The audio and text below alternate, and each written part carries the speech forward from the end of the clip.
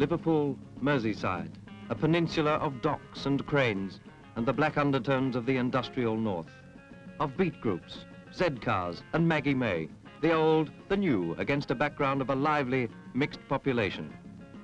Cotton, shipping and docks built the city on the river, where its doorstep is washed by the Atlantic, one quizzical eye cocked to the west. This bustling, noisy community has known prosperity and depression. Particularly during the post-war years of rising standards in Britain, Merseyside has not always had it so good. But the people of the Northwest are nothing if not flexible, and instead of sitting around grumbling, they've pulled up their bootstraps and embarked on a large-scale program of attracting new industries. One of them was car manufacture. Thrusting into the field southeast of Liverpool is the hub of the new development, a medium and light industrial centre. Here, Ford of Britain has set up a car manufacturing plant second only in size to their giant factory at Dagenham. A project of the 60s, which is changing the way of life of many thousands of people. Ford spent almost 40 million on the building program that was to become a complete plant for all stages of production. They have already given work to 12,000 people, and many more are involved in direct services and supplies. Putting new industries into a location with its own traditional ways of working is never free of problems. But the scheme has shaken down remarkably well. We spent something like £1.5 million training people here. The way we did it was to, in miniature, lay out a car plant in a hangar at Liverpool Airport. We had people training to make doors. We had them training to assemble parts. In fact, we did a production job in training. We had 250 men come up from Dagenham and other Ford locations. Their job was to train the 8,000 plus people we were going to employ here. The people who came to us came from the docks, they came from the buses, they came from sea, they came from the shipyards. All of them have been used to a different tempo of working than the one we have in an assembly operation.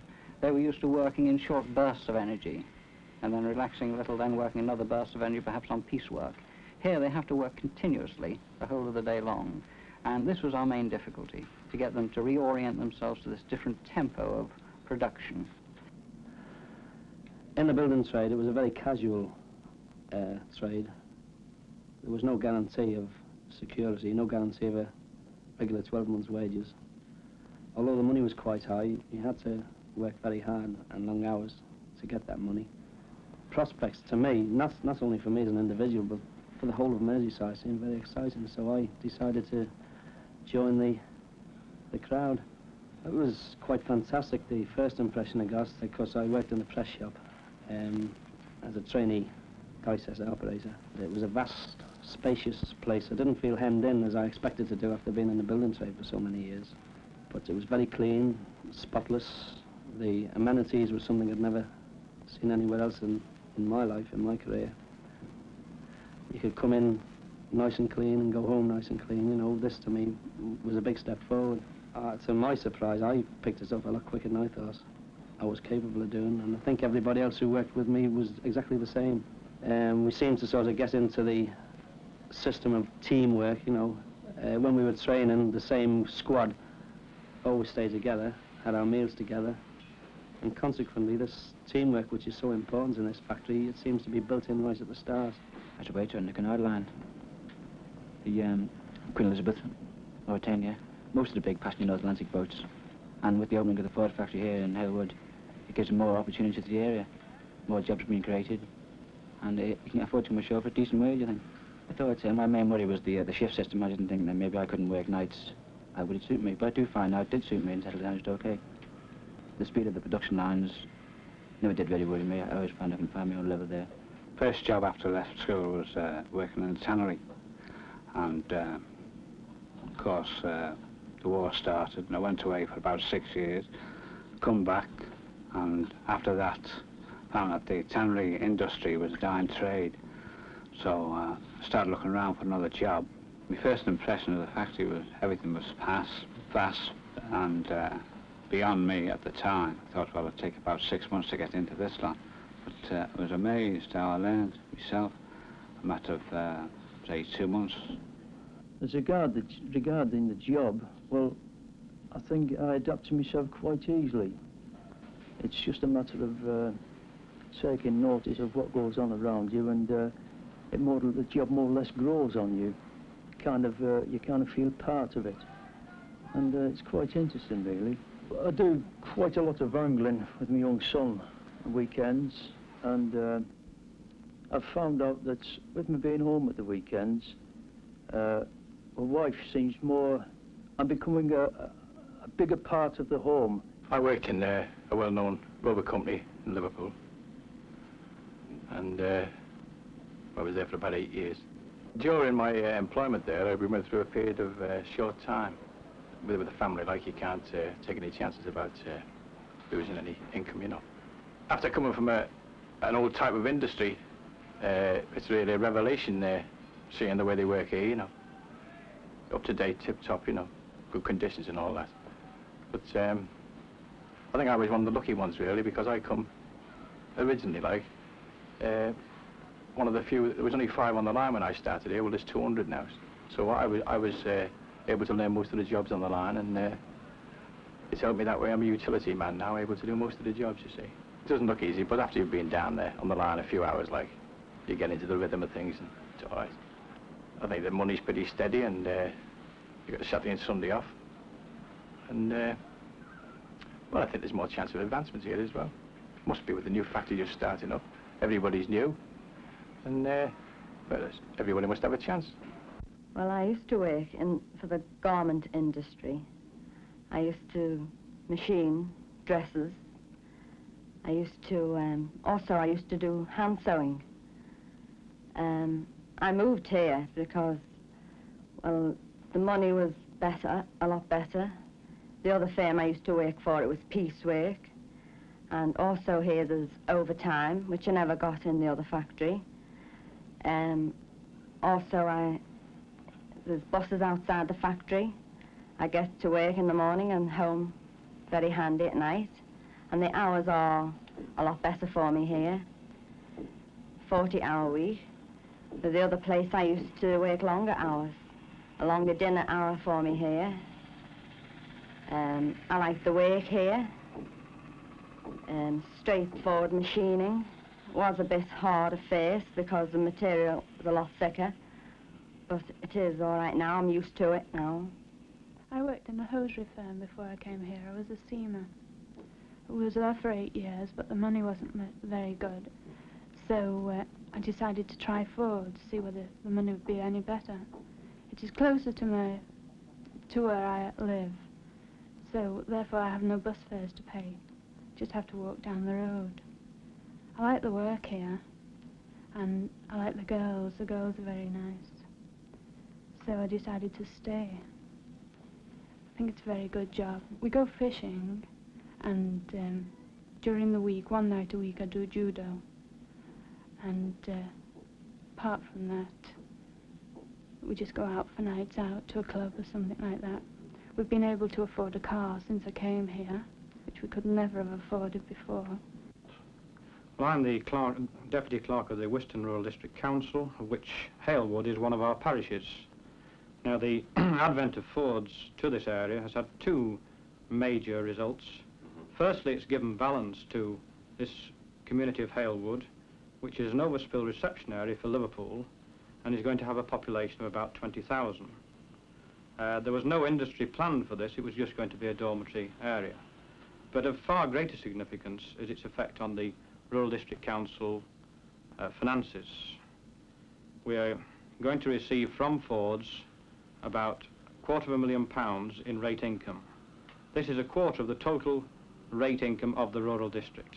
Now, with this money, although we had a certain amount of initial expenditure in the provision of main drainage, we're going to be able to provide large-scale amenities for the inhabitants of this area. Parks, community centres, open spaces generally, and I do think that the major thing, perhaps, is that we've been able to stabilise our rates and not increase them as the other authorities in this area have had to do. With this income, we're able to maintain our rural district without eating further into the countryside, so that 80% of the rural district can still remain in the green belt and in agricultural use. Well, when I was appointed as airport director in January 1961, I had a very simple but a very cogent brief from the corporation. My job was to ensure the maximum development of the airport in step with the growing industrialisation and the diversification of industries that had just started to come about on Merseyside. And this we've almost achieved at the moment. Now, I really think that this has come about because this city has lost its old dependence upon the port, and it's now developing into a very growth-conscious pattern. We have, for example, the movement of the Ford works to Halewood here, which is probably the largest movement in this country, certainly since the war. And we have large businesses connected with pharmaceuticals, oil, rubber, electronics, and many others that really are changing the whole industrial pattern of this area. And if these industries are going to play their part in the development of this area, and of course the development of this area affects the national economy as well, then they've got to have absolutely first-class aviation services.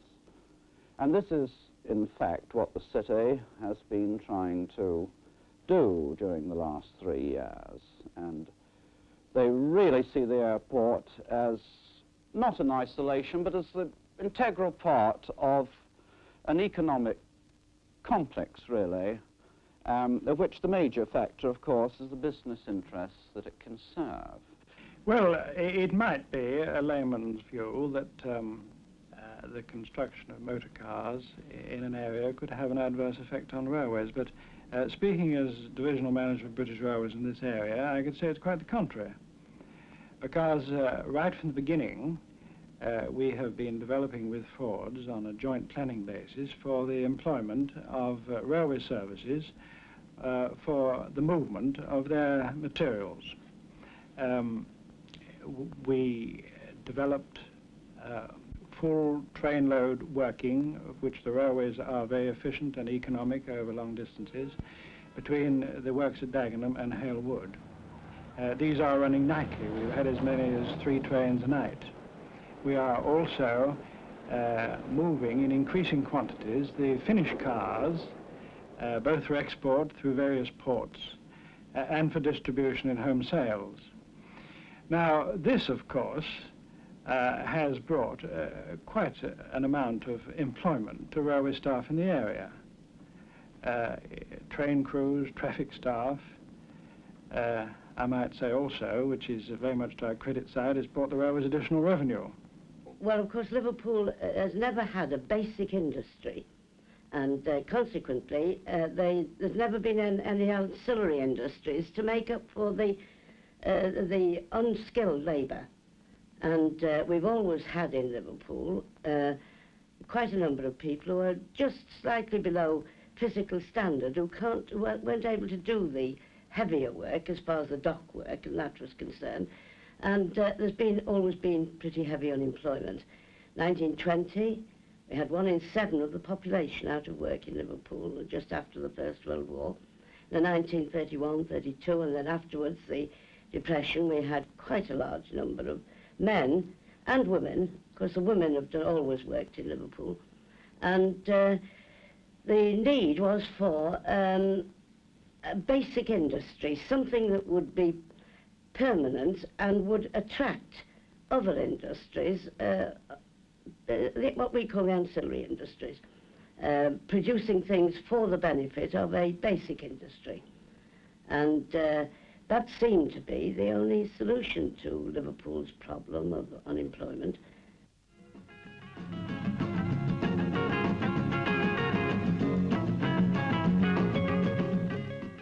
New jobs, new homes, and more money about the place. This is the pattern of modern Merseyside. A good pattern and a welcome contrast to less affluent times.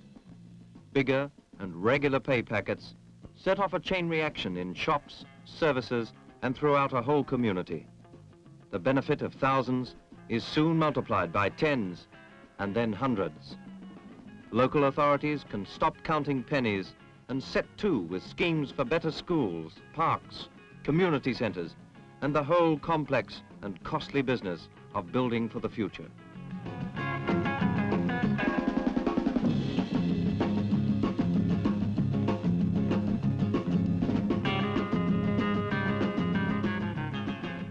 people are discovering leisure. Not the leisure of waiting for a job, but the better ways of spending free time with cash in the pocket and a job to go to every Monday morning. Now Ford and the other firms who have had the faith to invest in the project are becoming a part of the Merseyside scene. Social revolution is a gradual process, but give it a decade and they will be as much a part of the Liverpool legend as Maggie May, King Cotton and the Liver Building.